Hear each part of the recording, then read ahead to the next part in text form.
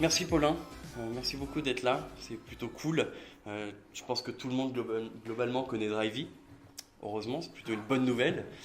Mais est-ce que tu peux peut-être commencer par faire une rapide présentation? Bonsoir à tous déjà et merci beaucoup à Vincent et toute l'équipe d'Upwork de m'accueillir. Donc présentation de Drivey de la boîte en gros. Ouais. Donc Drivey c'est une marketplace de location de voitures qui permet à des gens particuliers ou pros qui ont des véhicules à louer de les louer à des clients, typiquement des gens qui ont décidé de ne pas avoir de voiture et qui quand ils ont besoin de sortir de la ville où ils habitent, que ce soit pour du loisir ou un rendez-vous pro, ont besoin d'une voiture de façon hyper simple. Donc ça a été lancé, je l'ai lancé en 2010. Aujourd'hui, on a un peu moins de 100 personnes basées à Paris, qui est notre siège, à Berlin, à Barcelone. Il y a environ 50 000 voitures partagées sur la plateforme et 1,5 million de membres. Et voilà pour les très grandes lignes. Ça fait des beaux chiffres. Donc nous, Startup Grind, on a une volonté de parler beaucoup d'international. C'est une volonté très personnelle, ma foi. Donc on va y revenir, évidemment. Mais je voulais savoir au début comment t'es venue l'idée de monter Drivey. Est-ce que tu connaissais quelque chose au sujet des voitures partagées, sharing economy? Tu étais un fan d'Airbnb, tu as voulu le reproduire en voiture?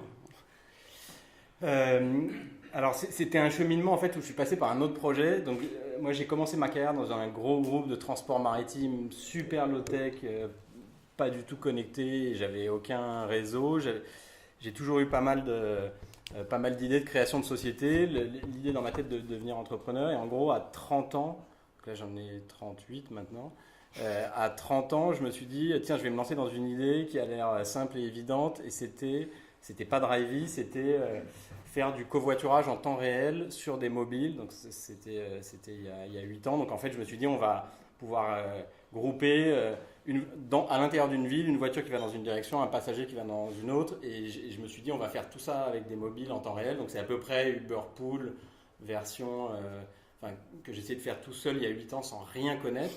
Et justement, je l'ai fait parce que je connaissais rien. Sinon, si quelqu'un m'avait expliqué que c'était pas possible, je me serais peut-être jamais lancé. Et donc, j'ai fait ce premier projet pendant 1 an. Ensuite, je me suis rendu compte de la complexité technique énorme. Enfin, à l'époque, il n'y avait pas les iPhones il y avait l'iPhone, mais il n'y avait pas, par exemple, des applis qui pouvaient faire de la localisation, montage de fond, etc. Et donc, au fil du temps, je me suis dit, tiens, il y a une autre idée d'utiliser la capacité de voiture et de la mettre sur le marché. C'est au lieu de vendre des sièges vide, ce que faisait déjà Blablacar, tout simplement vendre du temps de voiture inutilisé. Donc c'était une autre façon d'utiliser les voitures. Donc en fait c'était pas, comme je peux le dire parfois dans la presse, le côté l'inventeur qui a une idée instantanée, etc. C'était plus une recherche qui a un peu cafouillé au début sur réfléchir à un modèle puis à un autre. Et en fait là pour le coup créer une marketplace pour louer des voitures. Je suis vraiment, au début j'avais essayé de faire un truc hyper compliqué, là j'ai essayé de faire un truc ultra simple, juste une sorte de Le Bon Coin pour une verticale location de voiture où on mettait juste photo, téléphone, adresse, prix. Et en fait ça a commencé à prendre en 2010 et à partir de là, du coup je me suis dit ok je lâche le premier projet, je me concentre à fond là-dessus et puis là ça a commencé à décoller. Mais du coup tu te lances sur un marché qui est quasi inexistant.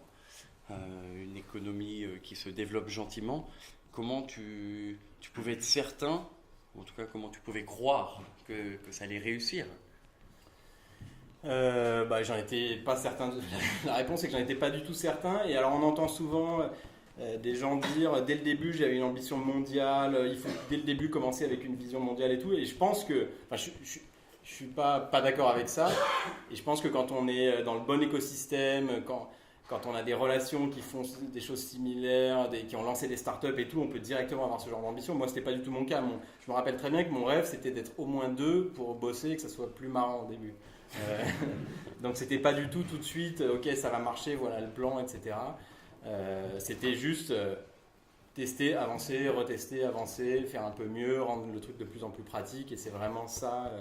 Et évidemment, au fur et à mesure, C'est là que la stratégie s'affine. Enfin, honnêtement, la stratégie, je faisais entre guillemets de la stratégie au début, mais tout ce que je griffonnais sur les carnets, c'est pas la direction qu'on a prise ensuite.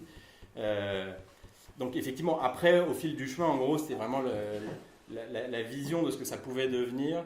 Elle est venue au fil du chemin. Et en gros, pour en parler un peu, au début, c'était vraiment mettre une offre et une demande en relation, et donc il y avait un business à créer puisqu'il y avait une richesse inutilisée. Et ensuite, assez vite, et plutôt que beaucoup d'autres, c'était rendre la location, c'était plus innovation technologique sur l'usage, rendre la location tellement simple et frictionless qu'on serait plus sur le marché de la location classique avec des gens qui louent une voiture une fois par an, mais que ça pouvait remplacer la propriété de la voiture. Donc c'est parti d'une vision très supply side de tiens, il y a des bagnoles qui servent à rien, à une vision très customer centric, et ça fait un peu le parallèle avec ce que tu disais sur les différents types de marketplace, tiens, on peut inventer un système tellement pratique qu'on va créer un marché qui n'existe pas aujourd'hui. Donc cet appétit-là, il est venu un petit peu après le lancement. Alors tu dis on, mais sauf erreur de ma part, tu as travaillé quand même pendant 1 an et demi, quasiment tout seul. Je pense qu'on peut parler d'un vrai challenge, un mot qui revient souvent dans la bouche des entrepreneurs. S'il y en a parmi nous, ils devraient le valider. D'après toi, qu'est-ce qui fait qu'un entrepreneur continue d'avancer malgré des contraintes, ce fameux challenge, des difficultés? Qu'est-ce qui a été pour toi ton plus gros challenge à relever? Le plus gros challenge, c'était ça. C'était vraiment, dans mon cas, l'isolement et la solitude. Mais je pense qu'il n'y a pas... il faut pas repasser... je ne vous conseille pas de passer par là. Moi, c'était un peu de l'histoire personnelle. Je sors du transport maritime qui m'avait, même si je suis parisien, fait déménager à Marseille. Donc, je suis dans une ville où il n'y a pas beaucoup de tech, j'avais pas de réseau, etc. Donc, j'ai mis longtemps à piger qui fait quoi, comment ça marche, à avoir un réseau. Je pense que ce qui est bien justement, c'est qu'aujourd'hui, l'écosystème français, déjà tout le monde n'est pas dans mon cas d'avoir choisi une voie un peu bizarre au début pour ensuite essayer de se reconvertir, et puis que l'écosystème, il a évidemment avancé dans le bon sens. Donc maintenant, il y a Startup Grind, il y a Station F, il y a des tas d'incubateurs, il y a toutes les écoles qui font qu'il y a un réseau et qu'on peut commencer pas tout seul. Donc moi, c'était vraiment la difficulté, c'était vraiment trouver quelqu'un. Mais par contre, difficulté de trouver mon cofondateur que j'ai trouvé au bout d'1 an et demi, donc Nicolas Mondolo, qui est CPO aujourd'hui, qui s'occupe du produit et de la tech. Ce qui était bien, c'est que j'ai aussi vu beaucoup de monde. Je suis passé à côté de pas mal de mariages potentiels et j'ai été pour le coup assez intransigeant en me disant je préfère souffrir tout seul encore 6 mois de plus que faire un compromis. Et donc ça, c'est un conseil que je donnerais, c'est qu'il faut être intransigeant au début sur avec qui on commence. Et du coup, si quelqu'un ici a un projet, il est seul chez lui, où est-ce qu'il doit aller, comment l'orienter pour trouver le bon cofondateur? Alors, je ne suis pas vraiment à jour de tout. Je sais qu'il y a des tas d'initiatives. En fait, il faut aller à tous les événements start-up et essayer de rencontrer des gens. Et donc, ensuite, c'est un peu du networking. Donc, je ne sais pas s'il y a des... À l'époque, je me rappelle, moi, je suis allé à pas mal de trucs qui s'appelaient seed networking, où c'était un peu des... Mais c'était un peu glauque. On voyait 40 personnes à la suite, etc.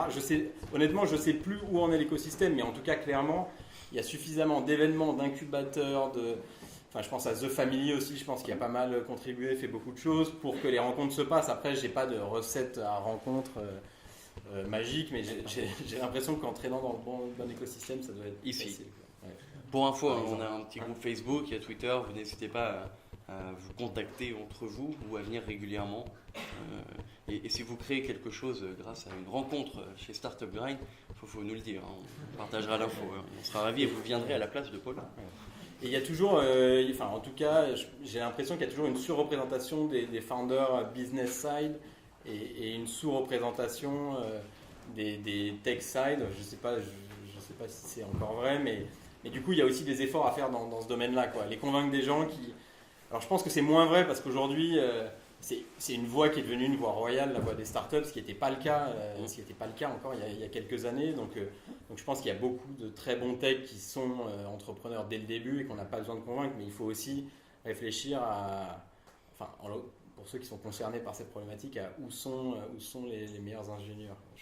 évidemment. Je comprends. Ce soir, j'espère que tu réussiras à donner quelques clés à certains d'entre nous et que tu en inspireras d'autres. J'étais très curieux de savoir si toi-même, à l'époque, puisque dans un monde de start-up, 8 ans, c'est énorme, est-ce que tu as été inspiré par quelqu'un?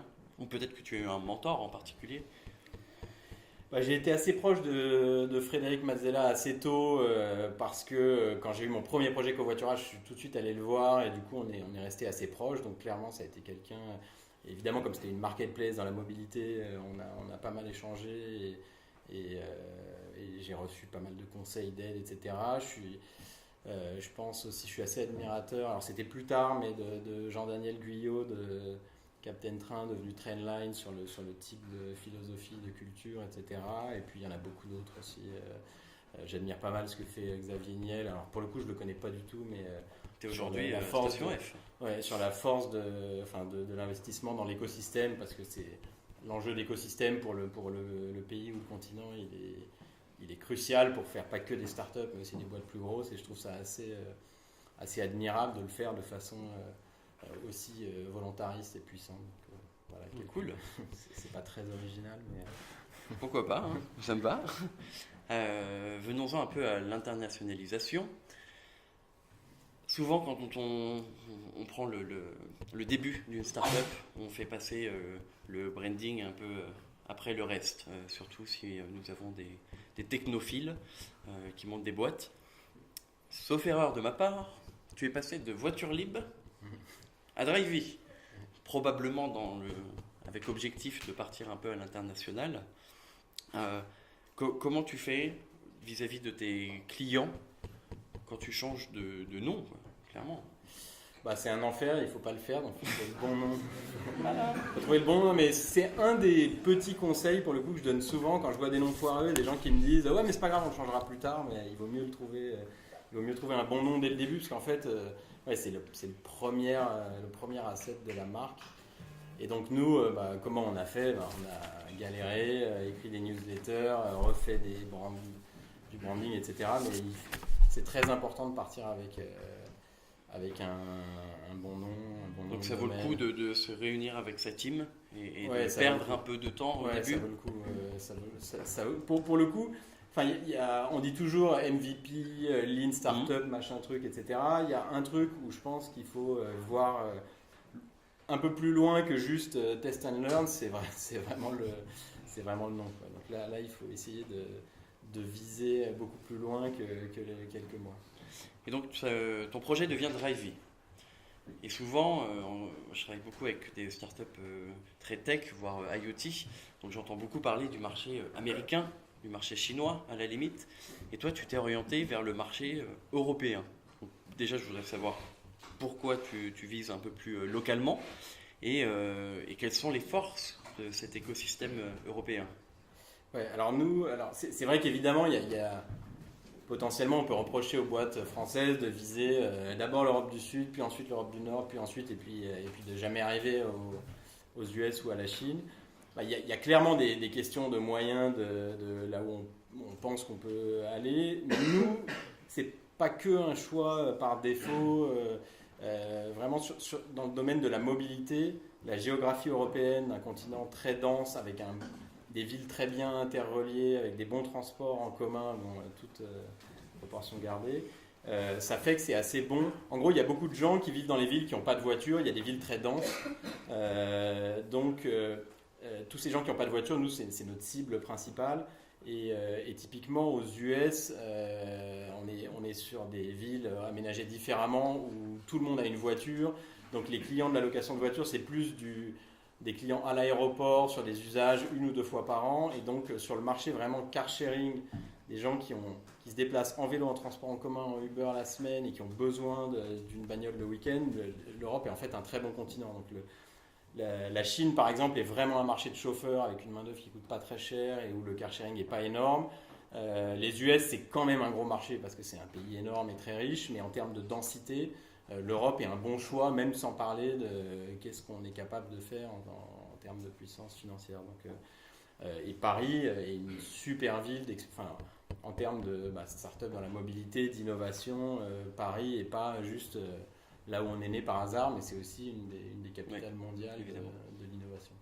Et tu as commencé par l'Espagne, l'Allemagne, peut-être la Belgique à venir. Comment tu as fait pour aller sur ces marchés? Donc on a fait Allemagne, Espagne, Belgique, Autriche. Et donc on est dans 5 pays, donc c'est pas énorme. On n'est pas rentré dans la phase où il y a 10 pays en parallèle. Là, je pense qu'on va réaccélérer pas mal de ce point de vue-là. Et comme pas mal de boîtes, on a beaucoup tâtonné sur l'organisation du premier pays. Donc pour le premier pays, l'Allemagne, on a énormément tâtonné, on a fait pas mal d'erreurs. C'est quoi, tu as une équipe en interne qui va un peu évaluer le marché, qui se rend sur place? Alors, donc au début, dans le premier pays, ce qu'on a fait, c'est un peu copier-coller l'organisation et faire un mini Drivey Paris en Allemagne.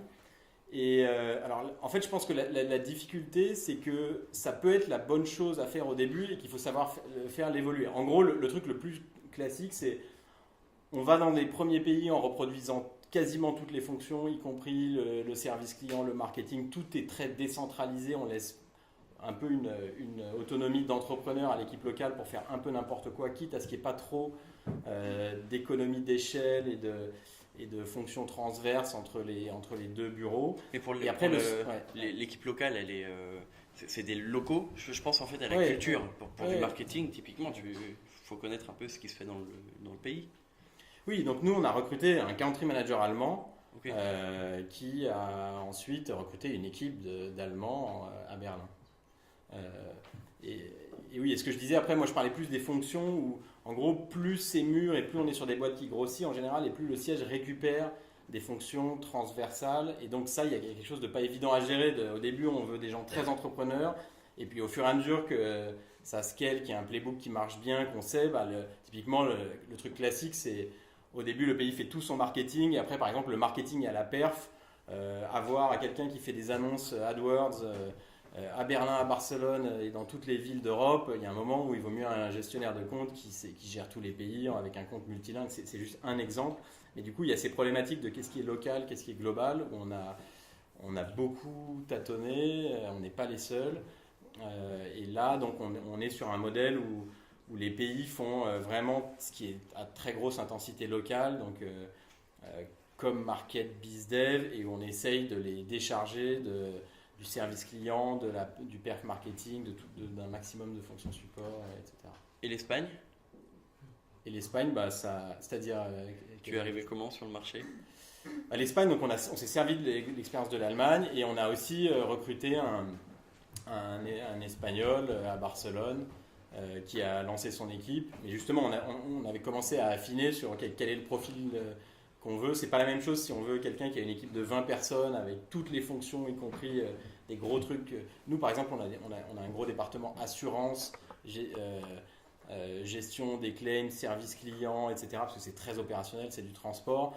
C'est pas les mêmes profils selon qu'on veuille quelqu'un de très bizdev, marketing, ou quelqu'un qui gère tout le portefeuille de fonctions de la boîte. Donc, tu n'aurais pas racheté un concurrent en Espagne? Donc on a racheté un concurrent en Allemagne, on n'a pas racheté de boîte en Espagne. Effectivement, en Allemagne, on est d'abord rentré nous-mêmes de façon organique en recrutant des gens, et puis ça a changé un peu comme on a commencé à grossir et qu'on avait levé des fonds. Ça a un peu il y avait des concurrents locaux qui étaient beaucoup plus petits et qui se sont dit ok.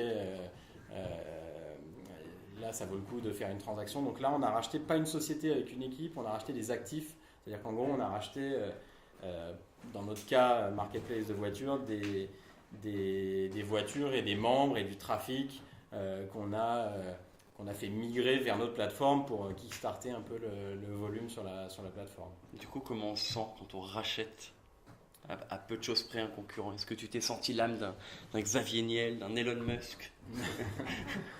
Non, pas du tout. Et je pense qu'il faut faire attention. Effectivement, il y a un peu un découplage entre la presse qui dit c'est tout de suite des gros titres, Drivey. Parce qu'en fait, on a acheté On a acheté 3 boîtes en quelques mois, tout d'un coup. Donc, il y avait beaucoup de titres, ça y est, Drive It bouffe tout le monde, etc. Et on me demande souvent, est-ce que c'est dans votre stratégie de faire ça par M&A? Je pense que c'est pas vraiment de la stratégie, c'est plus des moyens. Donc, la stratégie, c'est d'aller à l'international. Ensuite, chaque pays est différent. Enfin, le M&A, par définition, c'est jamais. Les cibles sont toutes différentes, toutes à des stades différents. Et donc, c'est pas de la stratégie, c'est de la tactique ou du comment on fait. Et donc là, en l'occurrence, en Allemagne, il y avait une boîte avec des fondateurs qui se battaient depuis 4 ans sur un modèle très similaire, qui en avaient marre, qui avaient envie de prendre un an off en Argentine. Et donc, c'était assez facile de se dire, ok, bon, bah, il y a quelque chose à... Tant mieux. Mais du coup, j'ai une question un peu plus large sur laquelle j'aimerais beaucoup avoir ton point de vue. C'est d'arriver à surfer sur un mouvement, la sharing economy, qui est né avec plein de promesses, quasi utopistes. Et aujourd'hui, cette économie collaborative, elle est un petit peu critiquée.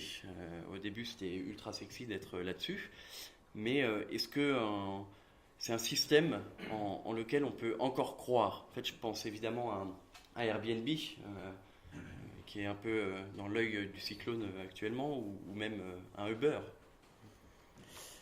Alors moi, ce qui m'a toujours énormément... Je pense que j'ai jamais été utopiste sur le sujet. Ce qui m'a toujours énormément gêné, c'est l'absence totale de définition de l'économie collaborative, qui d'ailleurs s'appelle un coup sur deux sharing economy ou économie collaborative.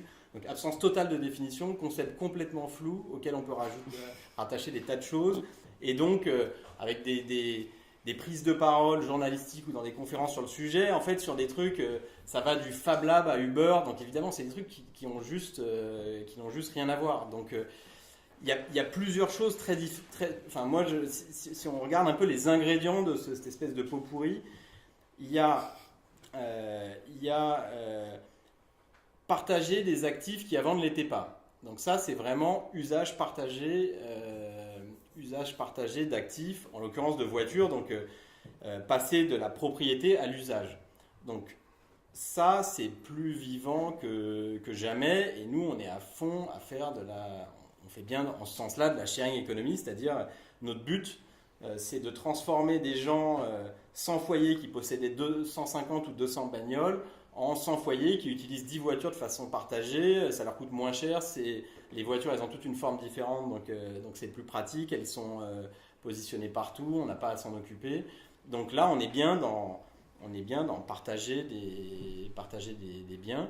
Ensuite, il y a un côté... Et donc, dans la sharing economy, on peut aussi mettre Vélib.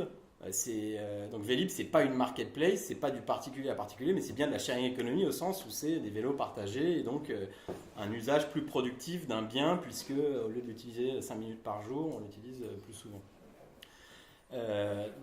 Donc ça, nous, on est évidemment à fond là-dessus.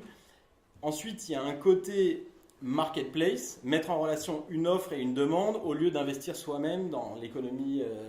D'habitude, on investissait dans une usine ou de la production de services et on vendait ce truc-là. Et là, on est dans une marketplace qui intermédie. Et à l'intérieur du secteur marketplace, est-ce qu'on est sur des particuliers ou pas? Donc, le côté utopique, c'était pour certains de se dire une marketplace positionnée sur le particulier à particulier, ça veut dire qu'en fait, il n'y a plus besoin d'acteurs, entreprises, il n'y a plus de capitalisme et on est sur une dimension sociale, rencontre, etc. Moi, honnêtement, nous, dans notre cas, le but de Drivey, ça n'a jamais été de faire un réseau social. Je me suis jamais dit que l'intérêt de Drivey, c'était que des voisins se rencontrent, de créer du lien dans le quartier, etc. Enfin, moi, je crois plus aux bars et à des tas d'autres institutions pour que les gens se rencontrent et créer du lien plus que signer un contrat sur un capot de voiture. Alors, ça ne veut pas dire que dès qu'on met des humains en relation, des gens se rencontrent et il y a des tas d'anecdotes, mais je veux dire, à part ça, ça n'a jamais été le but. Et nous, la motivation des particuliers sur la plateforme, la motivation numéro 1, elle était économique, de avoir une bagnole qui coûtait au début 2 fois moins cher, et même aujourd'hui qui peut être gratuite. Et donc aujourd'hui, on est sur une marketplace où il y a à la fois des particuliers qui en gros ont un accès gratuit s'ils utilisent beaucoup Drivey ou diviser le coût de leur voiture par 2. Et on a aussi et c'est pas tabou du tout pour nous, des pros. Donc il y a sur Drivey des gens qui achètent 10, 20 voitures et qui en font un business. Et pour moi, c'est pas tabou de dire ça crée de l'emploi.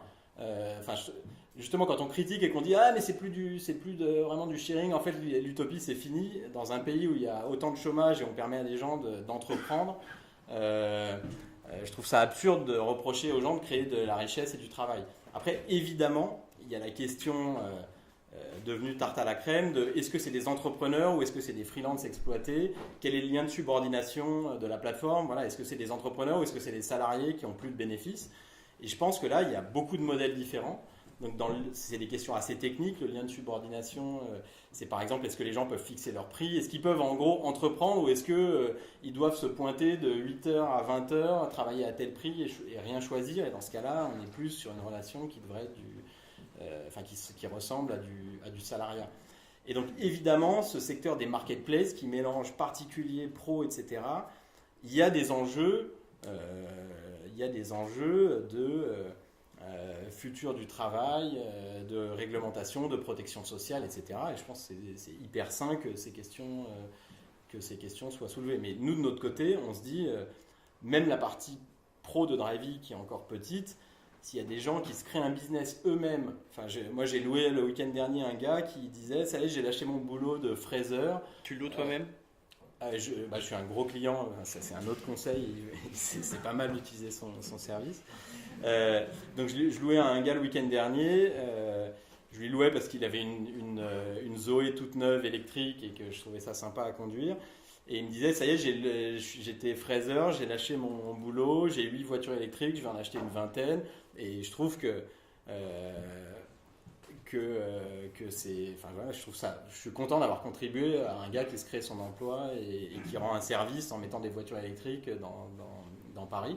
Mais évidemment, il y a des responsabilités. C'est-à-dire que le jour où on change notre algorithme et que pour une raison ou pour une autre, ces Zoé, elles sont plus en première page mais en deuxième page s'il perd 50% de son business, forcément, on va devoir se poser la question de est-ce qu'on n'aurait pas dû le prévenir qu'on allait changer notre algorithme, est-ce qu'on a le droit de le faire, etc. etc. Donc tu es un entrepreneur qui crée des entrepreneurs. C'est Ouais, Inception de l'entrepreneuriat. Ouais. Cool. Et d'ailleurs, ici, on a, je pense, quelques-uns qui sont entrepreneurs, ou en tout cas en devenir. Est-ce que tu aurais à partager avec nous ton meilleur conseil ou l'erreur fatale à éviter quand on se lance au début? Alors, c'est difficile de choisir. En fait, j'ai parlé du nom, de l'association et de ne pas transiger sur les gens au départ.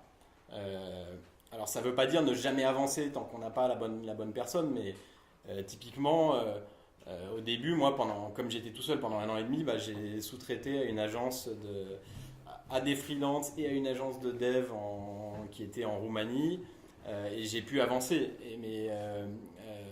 Ce qui est important, c'est les gens qui sont dans la boîte, qui vont fonder la culture de la boîte et l'équipe, de ne pas transiger là-dessus. Et puis ensuite, c'est vraiment, c'est un conseil un peu, peut-être qu'il y en aura d'autres qui viendront dans les questions, mais un peu standard, mais vraiment l'obsession du product market fit, de rencontrer son marché, d'être très très près des utilisateurs au début.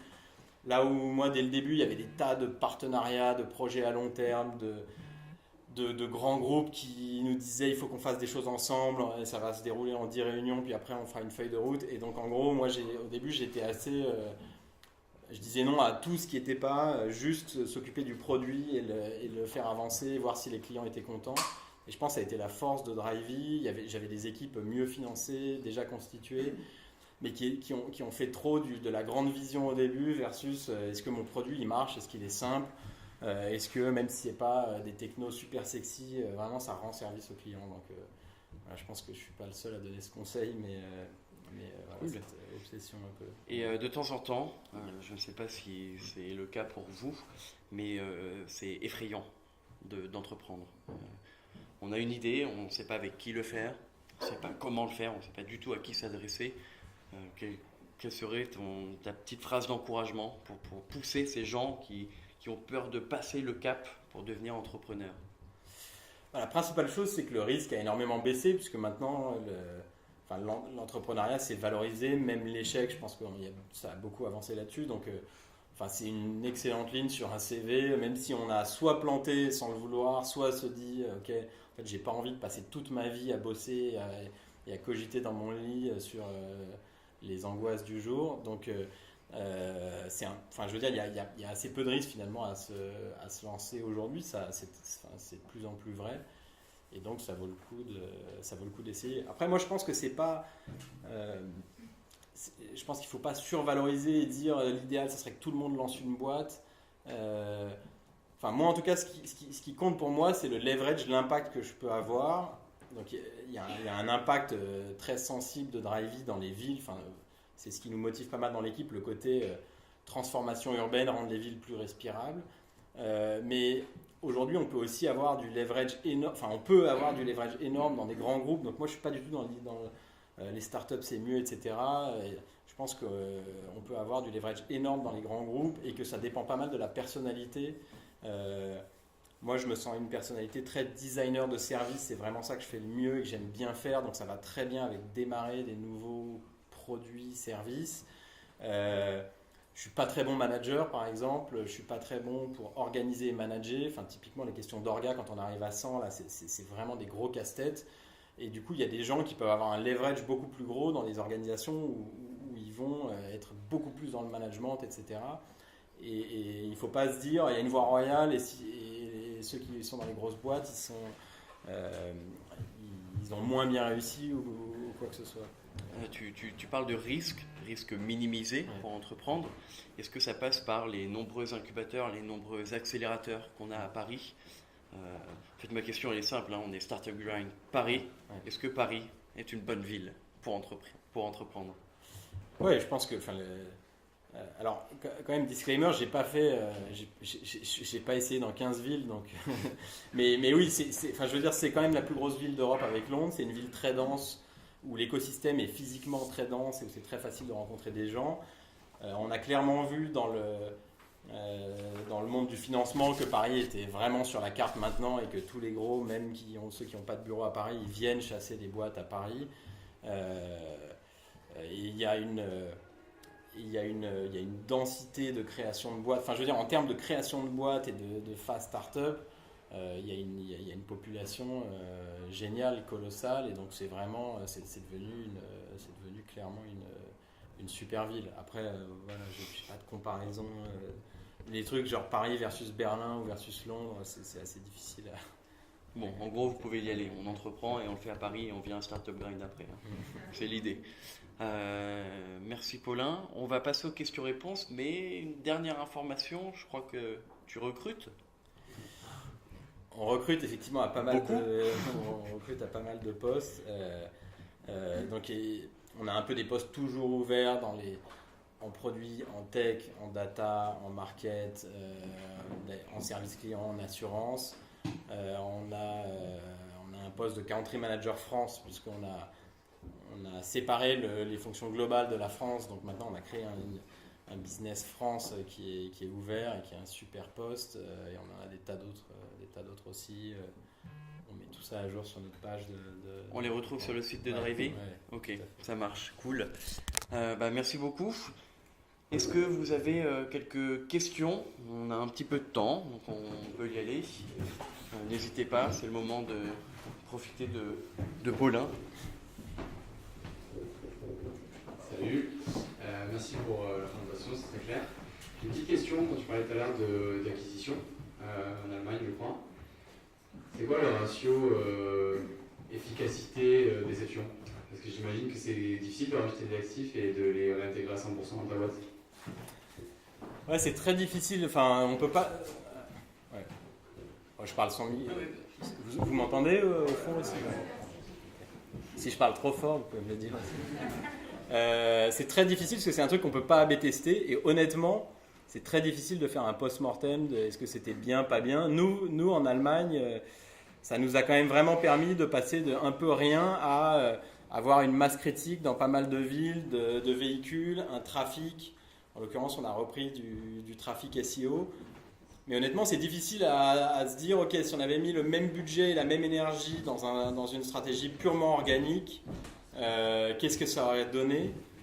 c'est pas du tout évident, à faire. Et globalement, justement, je pense que par rapport à la question de tout à l'heure, il faut se méfier du côté folie des grandeurs où ça claque de dire dans la presse qu'on rachète des concurrents. Il faut vraiment essayer de dire, ok, en termes de croissance, qu'est-ce que ça va m'apporter, quels sont les scénarios, et voilà. Bon, l'intérêt aussi de l'avoir fait une fois, c'est que le refaire après, parce qu'après on l'a refait avec une boîte française qui s'appelait Buzzcar. Du coup, après, on avait nos process de migration qui étaient déjà faits, on est allé beaucoup plus vite. Donc ça a de l'intérêt aussi, mais je dirais pas du tout, c'est évident. Enfin, il faut toujours y aller, toujours dans ce sens-là, parce que c'est effectivement beaucoup d'énergie. Même pour des petites cibles, pour des petites boîtes, c'est forcément quelque chose de très émotionnel qui implique pas mal de monde. Et est-ce que tu gagnes du temps ou pas nécessairement? Je pense qu'on ne peut pas le généraliser. Donc, moi, je pense que dans notre cas, ça a été positif. Mais clairement, c'était pas obvious que c'était de très très très très loin un énorme gain de temps. Si on avait investi le même montant en marketing au même moment, ça peut se discuter sur l'arbitrage entre les deux. Je suis assez convaincu que c'était positif, mais c'est vraiment pas toujours le cas. Et en tout cas, une espèce de truc que tout le monde dit, c'est qu'il y a plus d'une fusion sur deux qui a un résultat négatif. Merci. Y a-t-il d'autres questions? Juste là. Bonjour François, je suis une boîte qui s'appelle PopChef. On dit souvent dans la vie d'ailleurs. La voiture autonome arrive assez rapidement et il y a pas mal de sujets liés à ça, notamment le fait que beaucoup de marques parlent déjà d'un réseau de voitures qui pourrait se conduire de l'autonome qui serait en libre service. Je crois que Tesla a même dit qu'il voulait un jour avoir des voitures qu'on pourrait commander avec une appli et puis faire des trajets quotidiens, même des longs trajets. En quoi est-ce que la vision long terme de Drivey, qui est quand même de garder la propriété de la voiture, est-ce que c'est compatible avec cette vision où peut-être un jour tout sera autonome et en fait plus personne n'aura de voiture chez lui? Pour nous, c'est c'est à la fois une énorme opportunité qui peut rendre le marché 100 fois plus gros et une menace pour nous. Donc, nous, on ne dépend pas forcément de la propriété. Quand on est dans le cas de quelqu'un qui a 10 ou 20 voitures, en fait, il n'utilise pas ses voitures pour lui-même. Donc, ce qui est sûr, c'est que la voiture autonome, ça va faire un transfert énorme de propriété à on-demand. J'appuie sur un bouton et j'ai une voiture. Donc, ça veut dire que le marché va devenir colossal. Et donc, nous, typiquement, si aujourd'hui, il y avait des voitures autonomes qui sortiraient, il y aurait à la fois qui sortaient.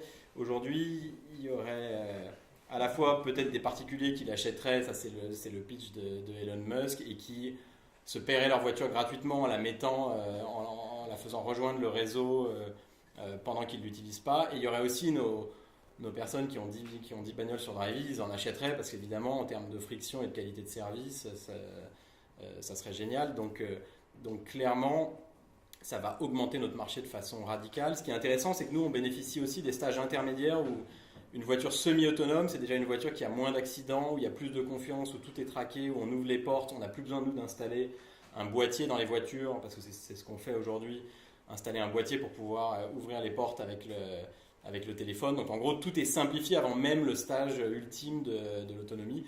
Et le côté risque, il est évidemment que quelle est la différence entre Blablacar, Uber et Drivey le jour où il y a ça? Moi, je pense que c'est tellement énorme qu'il y a... il peut y avoir des boîtes... je pense qu'un trajet de A à B dans une ville et un départ en week-end ou un trajet plus long où on est sur des usages très différents, il peut y avoir une long tail de robots, parce que donc les voitures, ce sera des robots, il peut y avoir d'autres types de robots qui se créent. Ils ne sont pas forcément tous des voitures avec juste plus de volant. Et donc, nous, on peut être sur des usages complémentaires au A à B en ville. Et donc, on réfléchit pas mal à ça. Bon, après, par rapport à ce que je disais tout à l'heure, il ne faut pas non plus perdre trop... Il faut évidemment pas être naïf, mais il ne faut pas perdre trop de temps à tout calculer parce que ça ne va pas se dérouler exactement comme prévu, cette affaire.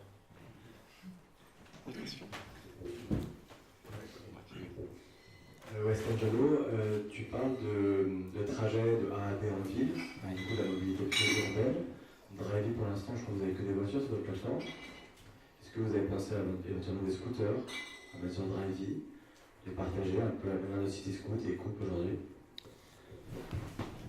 Alors un service, enfin en gros tout ce qui est dans le transport en ville, je pense que c'est clairement pas notre marché, c'est pas la compétence qu'on a développée, c'est moins centré sur le principe de location, c'est-à-dire de transfert de responsabilité d'un actif et de vraiment c'est centré sur l'asset et c'est beaucoup plus de la big data sur des flux de population, c'est plus des problématiques de transport et c'est pas notre compétence c'est pas notre compétence dans la boîte. Après élargir la location de voitures à d'autres catégories qui peuvent être des scooters ou des bateaux ou des camping-cars ou des choses là. Pour l'instant, c'est pas du tout dans les plans parce que la voiture c'est tellement énorme qu'on voit ça un peu comme des distractions. Ensuite, c'est pas radicalement différent, donc pourquoi pas. C'est une autre question. Bonsoir, Anne-Sophie. Je trouve que quand on est une marketplace, le gros challenge, c'est de faire évoluer à la fois l'offre et la demande. Je voulais savoir comment tu avais commencé. Est-ce que tu avais commencé vraiment local avec uniquement Paris ou est-ce que tout de suite tu avais été ouvert à toute la France?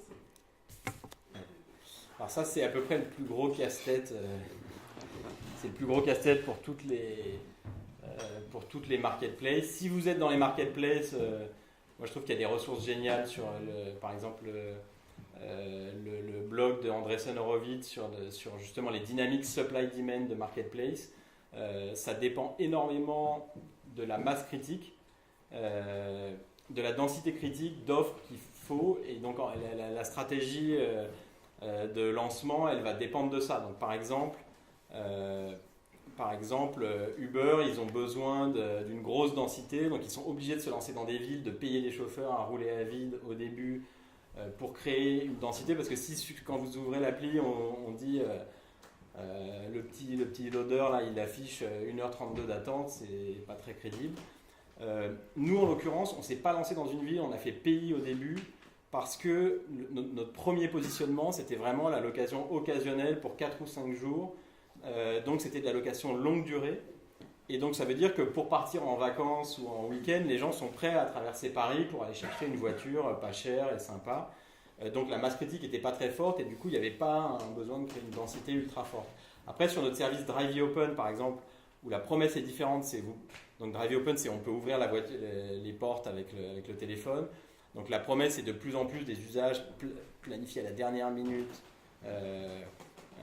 pour des durées plus courtes, avec de notre part un investissement en hardware plus élevé. Bah forcément là ça n'a plus aucun sens de dire je vais en installer une à La Rochelle, une à Bordeaux, du coup je peux jamais faire la pub du service, il n'y a pas la densité justement. Et donc là, typiquement la dynamique de densité critique et donc de tout la façon de construire supply demand change complètement. Et ça c'est très propre à chaque marketplace. Et donc voilà, le conseil aux fondateurs de marketplace, c'est vraiment lire beaucoup là-dessus et se poser la question, parce qu'il n'y a absolument pas de généralisation, quoi. Il n'y a rien à voir entre des apparts, des scooters en libre service, des voitures en autopartage, etc., etc.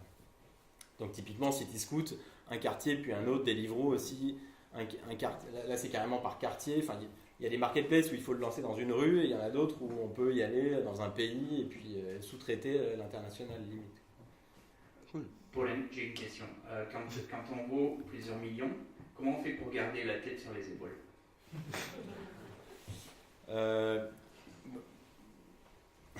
Je pense qu'il n'y a pas de...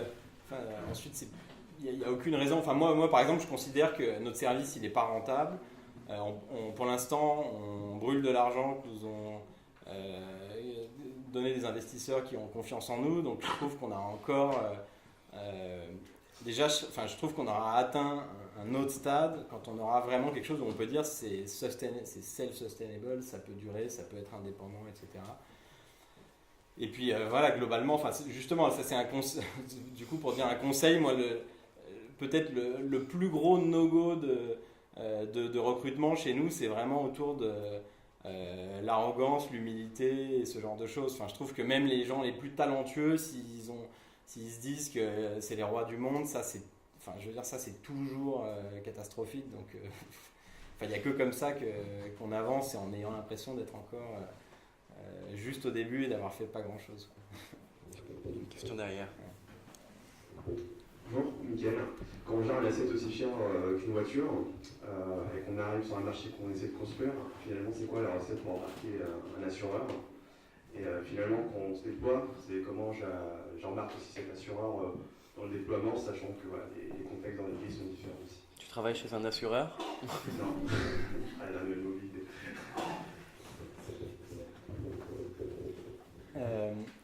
En fait, donc spécifiquement pour Drivey, c'était le plus gros bloqueur au début. En 2010, j'ai dû avoir une vingtaine de refus d'assureurs. Il y a finalement une petite agence de MMA à Paris qui a accepté d'assurer le truc en parlant à leur boss, etc. Donc c'était vraiment limite juste avant le lancement. Il y avait le logo, la case vide pour le logo, et j'ai pu le coller vraiment à la dernière minute. Et en l'occurrence, là... Alors, l'écosystème a changé. Donc, à l'époque, c'était vraiment maîtrise du risque. Et aujourd'hui, nous, c'est une compétence très forte. C'est-à-dire qu'il y a à peu près la moitié des boîtes comme Drivey, il y en a eu jusqu'à une cinquantaine, qui sont mortes parce qu'ils ne maîtrisaient pas leur risque et la sinistralité et le risque enfin voilà, vraiment le contrôle du risque. Donc, nous, on a essayé de prouver aux assureurs, d'abord au premier que j'ai cité, et puis ensuite à Allianz, qui est maintenant notre partenaire européen. On a essayé de les prouver qu'on n'était pas des charlots et qu'on n'était pas juste des start-upers illuminés, mais qu'on parlait de ratio sinistre sur prime, etc. et qu'on gérait ça bien. Et donc, on a vraiment toujours eu les deux antennes, être bon en product, en tech, etc. Mais aussi se rappeler qu'on est une boîte de location de bagnole avec des actifs physiques qu'on pouvait casser et qui pouvaient détruire énormément de marge si ça partait mal. Donc, vraiment très risque. Ce qui est bien, c'est qu'encore une fois, dans l'écosystème, il y a beaucoup de choses qui ont changé et que tous les assureurs maintenant se tirent la bourre pour faire de l'innovation parce qu'ils savent que tout se réinvente, ils veulent investir, ils ont eux-mêmes des incubateurs. Donc ils voient, aujourd'hui Allianz, ils ont commencé un peu avec Drivey et maintenant ils assurent des tas et des tas de marketplaces. Il y en a tout ce qui est sharing economy et tout, ils en assurent un paquet. AXA est parti dessus aussi. Donc maintenant, ce qui est bien, c'est que ça fait partie de ce qui a changé. C'est un des petits trucs qui a changé dans l'écosystème. Il y a des assureurs qui sont hyper chauds ils ont des équipes et tout pour prendre ce genre de risque. Une autre question peut-être au fond. Bonsoir, Madame Victor. J'ai une question sur vous et les concurrents en fait. Tu parlais tout à l'heure en fait des concurrents que tu avais en Allemagne. Drivey n'est pas le seul à lancer sur le créneau de peer-to-peer, car sharing. Qu'est-ce qui fait vraiment que en fait, c'est vous qui êtes vraiment distingués par rapport aux concurrents et que aujourd'hui c'est Drivey qui agrège un peu le marché plutôt que la vôtre?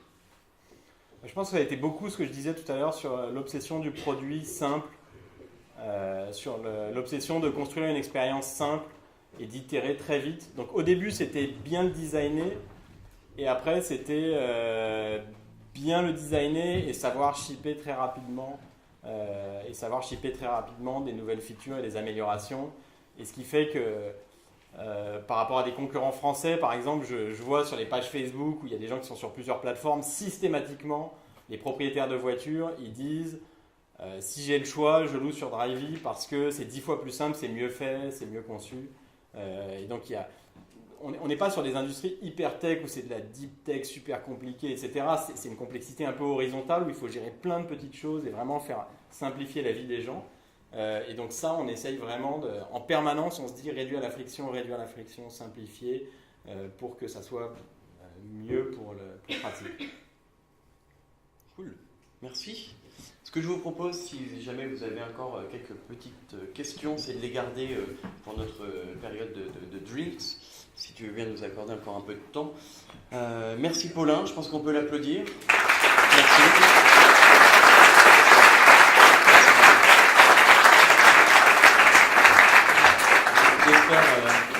J'espère sincèrement que ça vous aidera, que ça vous inspirera. N'hésitez pas d'ailleurs à suivre Paulin sur Twitter, à suivre Drivey. Je voulais aussi encore une fois remercier Hopwork pour l'accueil. Merci beaucoup. Eux aussi, on peut les applaudir, je pense.